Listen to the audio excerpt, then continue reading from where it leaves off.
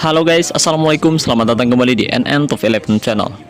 Apa kabar semuanya? Semoga teman-teman selalu sehat dimanapun berada. Hari ini saya akan membahas faktor utama pemain mudah cedera.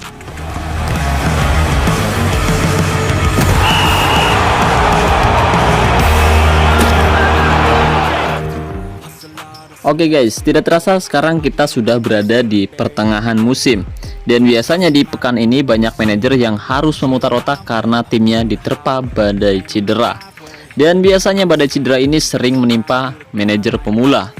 Jadi di kesempatan kali ini saya akan membahas badai cedera menurut pendapat saya, dan nanti kita bahas juga solusinya. Oke, tapi sebelum saya membahas lebih jauh, buat teman-teman yang kebetulan belum mendukung channel ini, jika berkenan kamu bisa terus mendukung saya dengan cara klik tombol like, subscribe, dan aktifkan juga notifikasinya agar teman-teman selalu tahu update terbaru dari NN Top 11 channel. Dan buat teman-teman yang ingin bertanya seputar game Top 11, kamu juga bisa tinggalkan komentar di bawah video ini. Insya Allah jika sempat saya akan segera membalasnya. Oke guys, biasanya badai cedera akan sering menimpa manajer pemula, dan ada alasan tertentu kenapa manajer pemula dan timnya yang sering mengalami badai cedera. Nah, buat teman-teman yang penasaran, simak baik-baik video ini sampai selesai. Kalau bisa jangan di skip videonya agar teman-teman tidak gagal paham. Oke, buat teman-teman yang levelnya sudah tinggi dan sudah memahami cara bermain Top 11, mungkin sudah nggak heran lagi dan sudah bisa mengantisipasi dan menghindari badai cedera ini. Bukan karena banyaknya booster pengobatan yang saya miliki, pemain saya akan terhindar dari cedera seperti ini guys. Tapi karena ada faktor lain yang harus teman-teman ketahui. Buat manajer pemula yang mengelola klub seadanya dan mencoba bermain Top 11 tanpa harus keluar biaya, tentu hal ini menjadi tantangan tersendiri ke depannya. Beda cerita dengan para sultan yang rela merogoh kocek cukup dalam untuk memperkuat timnya tanpa khawatir badai cedera yang melanda pemain intinya. Karena mereka bisa membeli pengobatan kapan saja dan memulihkan kondisi fisik pemainnya agar terhindar dari cedera. Oke, dan buat para sultan, raja minyak, bos kelapa sawit, dan pengusaha batu bara yang sedang mengelola timnya saat ini, barangkali mau membeli token dengan harga yang lebih murah dan yang pasti amanah, saya merekomendasikan teman-teman beli token di Kiano Store. Di sana menjual token dengan harga yang lebih terjangkau, dan di Kiano Store juga menerima top up banyak game favorit seperti eFootball, PUBG, Free Fire, Mobile Legends, dan lain-lain. Oh iya guys, untuk cara top up di Kiano Store sekarang bisa via login atau bisa juga via ID game Top 11. Jadi buat para sultan, tunggu apa lagi nih? Cek aja langsung ke Instagramnya Kiano Store dan pastikan kamu masuk Instagramnya Kiano Store lewat link deskripsi yang ada di bawah video ini. Tujuannya untuk menghindari akun-akun palsu yang berniat menipu teman-teman semua. Oke, terima kasih banyak buat teman-teman semua atas kepercayaannya. Oke guys, jadi ada beberapa alasan kenapa pemain kita mudah cedera. Yang pertama, biasanya karena pemain kita kelelahan saat pertandingan.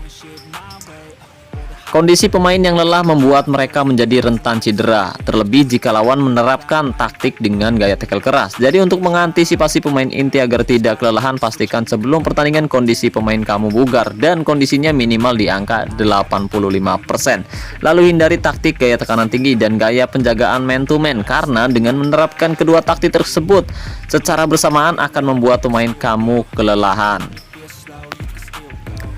Dan itu sedikit cara yang bisa kita lakukan untuk mengurangi resiko cedera pada pemain. Tapi saya ingatkan lagi guys, cara ini terkadang juga tidak sepenuhnya efektif karena faktor strategi dan moral pemain lawan juga sangat berpengaruh terhadap gaya tackle yang mereka lakukan. Jadi semakin buruk moral pemain lawan, akan semakin beresiko pemain inti kita mengalami cedera.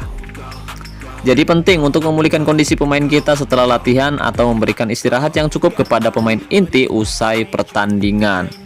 Barangkali teman-teman ada yang belum tahu cara melatih pemain agar tidak mudah lelah. Dulu saya sempat membahasnya, kamu bisa cek aja langsung videonya di channel saya. Oke, faktor lain kenapa pemain kamu mudah cedera di level pemula, yaitu karena fasilitas lapangan yang kamu miliki belum sepenuhnya sempurna. Di level awal biasanya banyak manajer yang jarang meningkatkan kualitas lapangan. Mereka lebih suka melihat stadiumnya berdiri megah tanpa mempedulikan kualitas lapangannya. Padahal menurut saya nih guys, fasilitas lapangan seharusnya diutamakan karena dapat menurunkan kemungkinan cedera pemain kita saat main di kandang. Karena kondisi lapangan yang buruk dapat menyebabkan pemain mudah cedera. Jadi setiap level lapangan nantinya akan menurunkan kemungkinan cedera pemain mulai dari 10% hingga di level maksimal kemungkinan cedera pemain saat bermain di kandang menurun hingga 50%. Jadi semakin rendah level lapangan kamu, semakin rentan pemain kamu cedera. Oke, tapi ini hanya berlaku ketika tim kita bermain di kandang sendiri guys. Beda ceritanya ketika main di kandang lawan. Karena kita tidak tahu apakah fasilitas lapangan yang dimiliki lawan bagus atau tidak. Jika mereka tidak meningkatkan fasilitas rumput lapangan, kemungkinan besar resiko cedera saat main tandang tetap ada.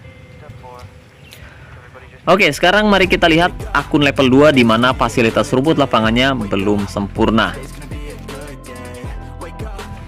Oke guys, kebetulan hari ini tim saya sedang bertanding di Liga. Dan tim saya untuk sementara unggul 2-0 di menit 55. Tapi jika kita perhatikan kondisi pemain saya sudah mulai kelelahan di babak kedua. Kemudian di sini pemain saya juga cedera di babak pertama akibat pelanggaran keras pemain lawan yang langsung diberikan kartu kuning kedua. Jadi seperti yang saya bahas di awal bahwa pemain yang kelelahan sebelum pertandingan biasanya rawan cedera, apalagi lawan menerapkan gaya tackle keras dan banyak pemain mereka memiliki moral yang buruk. Karena jika moral pemain kamu buruk, biasanya pemain itu bermain tidak maksimal dan sering melakukan pelanggaran keras yang bisa sangat merugikan timnya atau lawannya. Jadi pastikan kondisi pemain kamu bugar dan moral pemain kamu mantap sebelum pertandingan berlangsung, dan pastikan juga bonus latihan maksimal di angka 10% agar hasilnya bisa lebih bagus. Sekarang mari kita lihat fasilitas lapangan di akun Top 11 level 2. Sekarang saya sedang merenovasi fasilitas stadium ke level 3 atau stadium kecamatan skala kecil. Jika sudah selesai, kapasitas stadium ini bisa menampung hingga 7.000 penonton guys. Kemudian untuk fasilitas rumput lapangannya sendiri sudah level 3, di mana saat ini lapangannya sudah memiliki rumput lembut khusus untuk meminimalkan kondisi lapangan yang buruk yang dapat menyebabkan cedera dan dapat menurunkan kemungkinan cedera sebanyak 20%. Oh ya guys, agar kita bisa mendapatkan pengobatan setiap pekannya, kita bisa membangun fasilitas sarana kesehatan.